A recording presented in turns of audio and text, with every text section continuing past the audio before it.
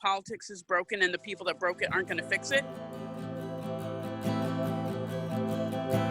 After the results of the 2016 election, I felt really, personally, I felt like I was in a very deep depression.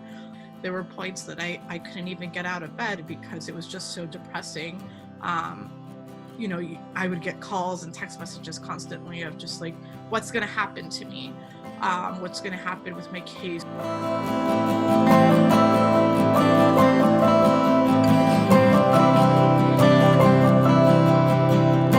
When we were talking to people all year long, even before the primary, they would say, well, I'm not going to vote. It's not just that they thought their voice didn't matter. It's that they know that no matter who they vote for on that ballot, that person isn't going to care about them. And when we are talking to folks and saying like, look, of course politicians don't care about you.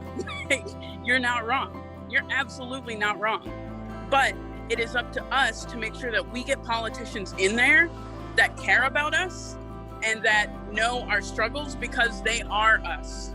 And I asked around before I did it because I was like, all right, does anyone know how to do this? Like, you know, campaign, are you guys going to do this or something? And so I kind of just got tired of waiting for it. So I just decided just to do it myself. So.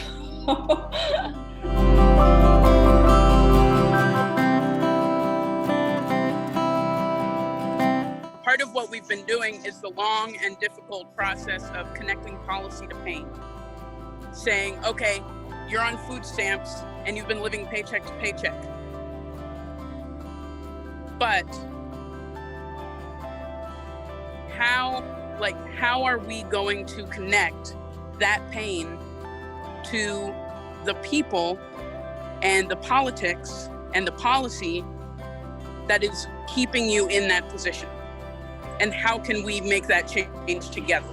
One example is in 2019, in our state legislature, our coalition was very supportive of a assembly bill, AB 431, and that assembly bill restored the automatic voting rights to formerly incarcerated folks who had a felony conviction. The work didn't stop at passing the policy. The work had to continue to ensuring that the communities that were affected by this, which is an estimated of 77,000 people, that they're aware that they have this right now. And it's not just making sure that they're educated that they have this, it's also building trust with people that they can register to vote, that they can participate and have trust in the system, when many of these individuals who have been incarcerated don't believe in the system that put them in.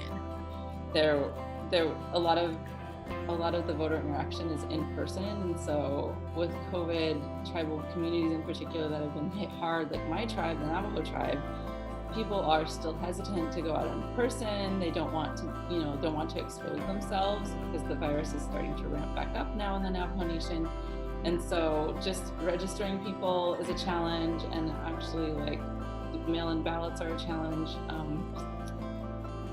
And then that's also what I tried to do, was to try to elevate some of the efforts of the other Indigenous organizers or organizations or elected officials that were running for office that were also pro-Biden as well. And so just to really kind of just elevate Native voices in general, I felt that it was really important, because there wasn't anyone really out there on at least Twitter and Instagram that was kind of boosting, like solely for this election, Native voices.